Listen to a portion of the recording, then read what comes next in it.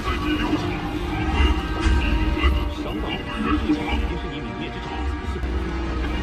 我记得4000年前那场战争中，原中国大陆36联军装备的武器，就是出自哪里？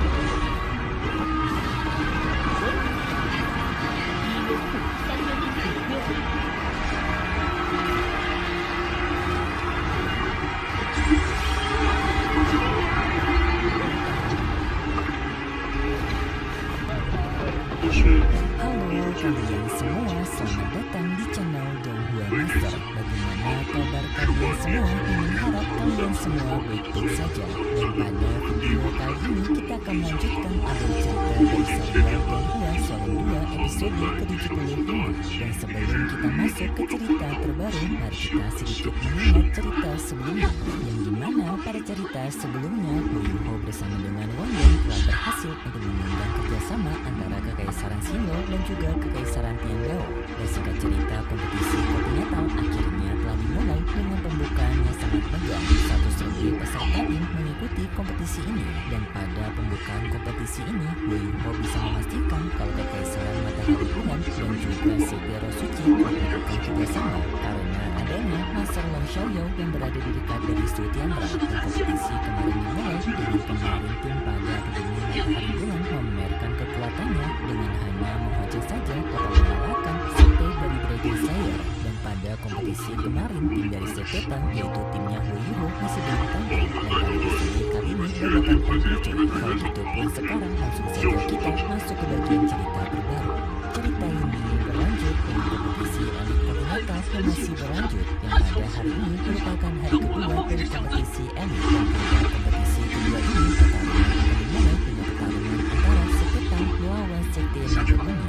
Su Tianra yang mendengar nama dari Sekte Tang seketika teringat kalau Sekte Tang ini merupakan sekte yang telah hancur 4000 tahun yang lalu dan juga dulunya pernah menjadi sekte yang dihormati karena kekuatan yang besar. Kemudian pun para anggota dari Sekte Tang mulai bermunculan memasuki arena pertempuran dan juga Sekte Naga Bumi. Karena Sekte Naga itu adanya seorang perempuan yang menjadi idola banyak orang bernama Ciu Ciu. Kemudian pun Su Tianra bertanya kepada Imperial Master mengenai informasi lebih lanjut mengenai Sekte Tang.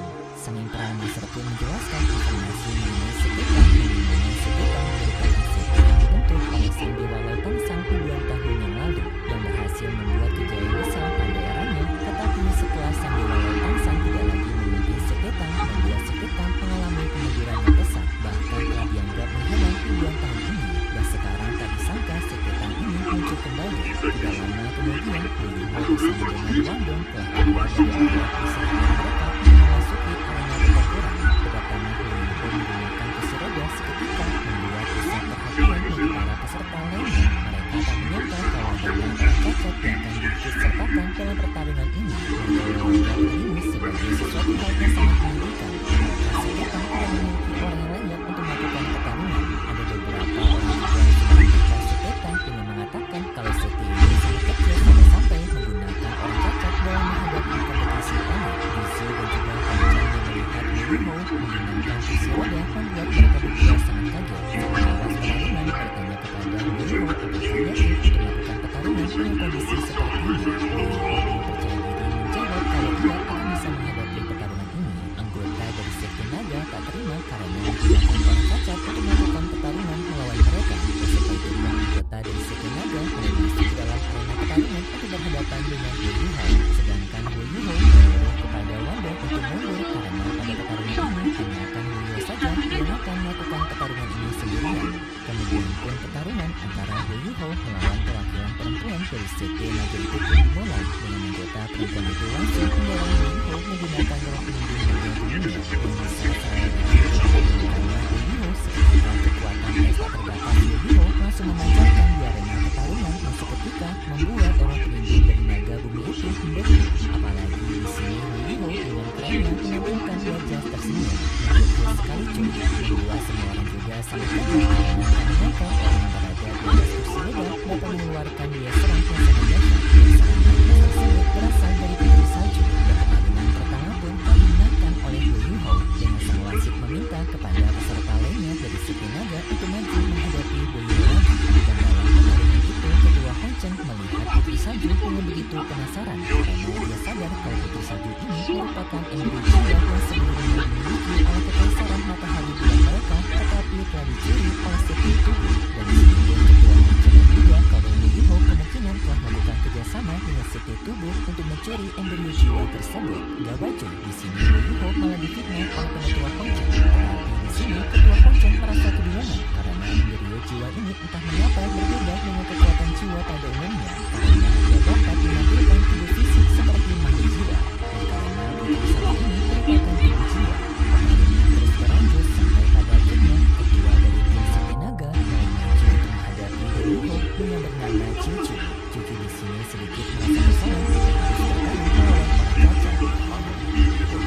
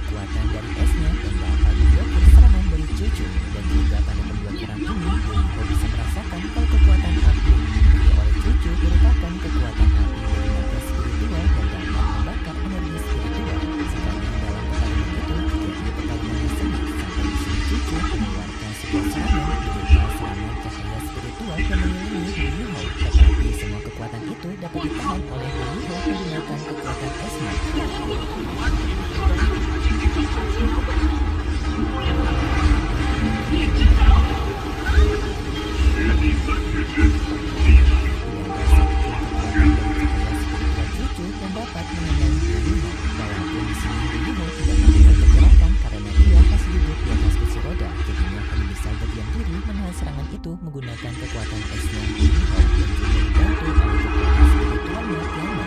Cucu mengeluarkan serangan terkuatnya yaitu serangan dari cakar naga, dan untungnya serangan itu tetap bisa ditahan oleh sang putri salju. Membuat Cucu pun sangat kaget dengan kemampuannya Wu Yuho. Dan selanjutnya Wu Yuho mengatakan kalau dirinya akan membangun pertarungan untuk menghadapi Cucu. Namun Cucu menganggap kalau Wu Yuho kemungkinan tidak akan bisa untuk melakukan penyerangan kepada dirinya karena kekuatan spiritual Wu Yuho yang sebelumnya telah dikerahkan dengan jumlah yang banyak untuk melakukan semua serangan dari Cucu.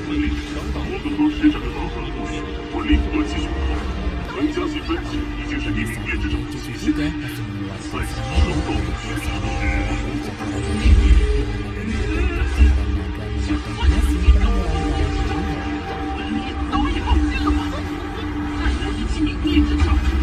ke arah Wu Yuho. Wu Yuho pun dengan segera menggunakan kekuatan dari cicing rohnya yaitu bulan emas, mengeluarkan cakaran dari bulan emas menghentikan serangan dari cakaran Cucu. Seketika pun membuat serangan Cucu menjadi tidak ada artinya. Setelah itu pun Cucu berada di bawah Wu Yuho dan langsung Wu Yuho menyuruh kepada Cucu untuk menyerah dalam pertarungan ini. Cucu pun sekarang berada di kondisi yang terpojok dan dia tidak mau menyatakan dirinya menyerah di hadapan Wu Yuho. Seketika pun membuat Setetan memenangkan pertarungan ini karena Cucu merupakan peserta terakhir. Sutianra yang melihat kekuatan Wu Yuho sangat kaget dan bertanya kepada Jisoo mengenai informasi dari Wu Yuho karena mereka dulunya pernah saling bertemu dan juga pernah dalam satu kelas. Jisoo menjawab dirinya tidak memiliki informasi banyak mengenai Wu Yuho karena pertemuan mereka dulunya yang hanya sebentar, yaitu hanya setengah bulan, dan setelah itu tidak pernah bertemu dengan Wu Yuho lagi. Jadinya membuat Jushi tidak memiliki informasi lengkap mengenai Wu Yuho. Namun di saat itu ketua Hongchen datang ke tempatnya Sutianra memberitahu kepada Sutianra kalau kekuatan Ratu Salju yang dimiliki oleh Wu Yuho kemungkinan besar merupakan milik dari embrio jiwa yang berusia 100.000 tahun yang dimiliki oleh aula milik mereka yang sebelumnya mereka dinyatakan menghilang akibat serangan dari seti tubuh. Dan juga ketua Hongchen memberitahu kalau Wu Yuho ini akan menjadi mimpi yang paling berbahaya bagi kekaisaran matahari bulan mereka karena kemampuan spiritual dari Wu Yuho yang sangat hebat dan juga secara bersamaan menjadi master alator yang sangat berbakti. Orang ini jika dibiarkan terus hidup dan juga tubuh dewasa maka akan menjadi ancaman serius bagi kekaisaran matahari bulan mereka. Emperor Master yang dengan itu juga merasakan hal yang sama dan menganggap kalau Wu Yuho menjadi tanda bahaya mereka. Singkatnya setelah itu kompetisi berlanjut dan sekarang telah memasuki babak kedua yang dimana sekarang tinggal masih melanjutkan kompetisi adanya 84 tim dari total keseluruhan sebelumnya yang mencapai 134 tim. Dan untuk pertarungan pada ronde kedua ini mereka tetap melakukan pertarungan dua satu sama lain. Tapi jika nantinya mereka mendapatkan nilai seri maka mereka akan melakukan pertarungan secara menurutku, yang ada pertarungan pembukaan ronde kedua ini Akademi Side akan menjadi yang pertama dengan menghadapi lawan mereka yang berasal dari sekte Amor Surgawi. Singkatnya, kedua tim ini pun telah memasuki arena pertarungan, tetapi di saat itu perwakilan dari Amor Surgawi meminta kepada sang wasit untuk merubah pertarungan mereka dengan langsung melakukan pertarungan tim lawan tim tanpa harus melakukan pertarungan duel 1 lawan 1. Hal ini sendiri juga telah dibicarakan oleh Akademi Side bersama dengan Medusa. Medusa telah menjelaskan kalau sekte Amor Surgawi memiliki kekuatan yang hebat pada pertarungan secara tim. Dari sini mereka ingin mendapatkan tantangan dengan Akademi Side menerima tantangan tersebut, yaitu pertarungan kelompok lawan kelompok. Semua anggota peserta dari tim Akademi Side dan juga tim dari Amor Surgawi, mereka berdua sama-sama memasuki arena pertarungan dengan langsung di sini Dewa bersama dengan Lucy dan juga Wanciar maju menghadapi sekte Amor Surgawi. Pertarungan berjalan ketat yang antara kedua kelompok ini terjadi, tetapi di tengah pertarungan itu para anggota dari Amor Surgawi langsung menyatukan kelompok mereka dengan mereka semua menyatukan kekuatan mereka dengan membentuk sebuah perisai yang sangat besar, dan dari perisai itu adanya sebuah serangan dari duri-duri perisai tersebut yang menyerang para murid dari Akademi Side. Untungnya dalam pertarungan itu para peserta dari Akademi Side dapat menang semua serangan duri-duri dari perisai mereka.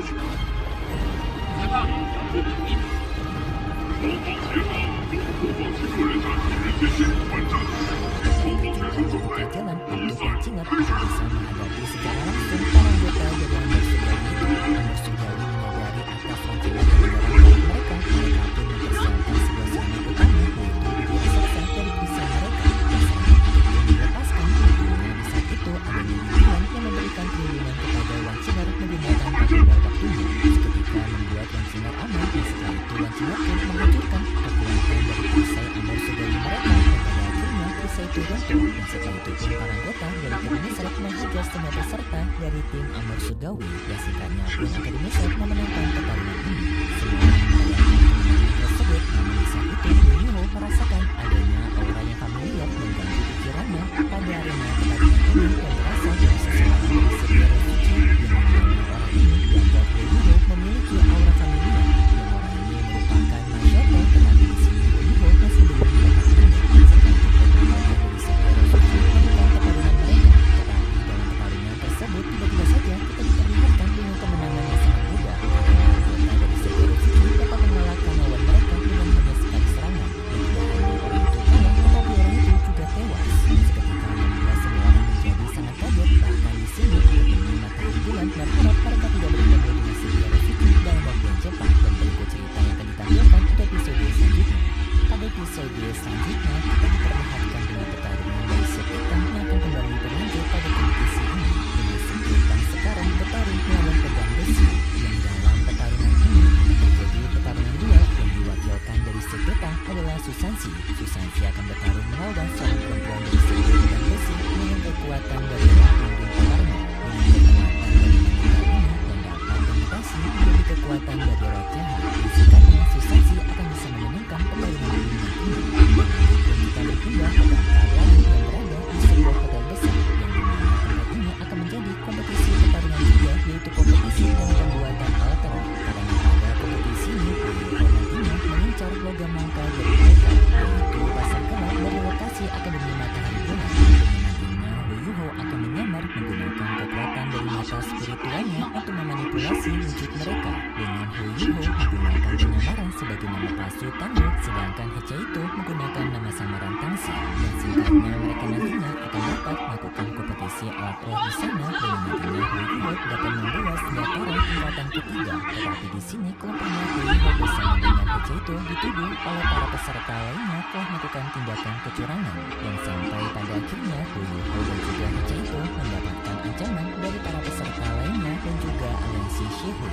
Singkatnya Yoyo menggunakan kekuatan dari manipulasi mata surgawinya untuk menyerang mereka semua, yang sampai pada akhirnya nantinya Shiho akan bertemu dengan ketua aliansi Shihui, yang nantinya ketua dari aliansi Shihui ini akan menganggap Shiho bersama Hecha itu berasal dari anggota sekte Rosuchi karena kekuatan manipulasi mata spiritualnya Shiho, yang nantinya Shiho akan mendapatkan keuntungan besar karena hal ini. Dan itu cerita yang akan kita lihat nanti di episode selanjutnya minggu depan besok. Kalau gitu ya, terima kasih buat kalian semua yang sudah menonton video ini sampai akhir. Jika kalian suka dengan video kali ini, bisa di like serta subscribe. Dan sampai jumpa di video selanjutnya. See ya.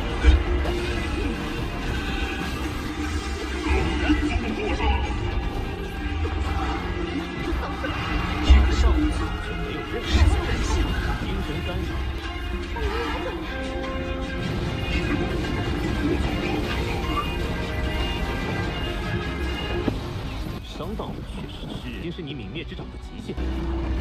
早已耗尽了吗？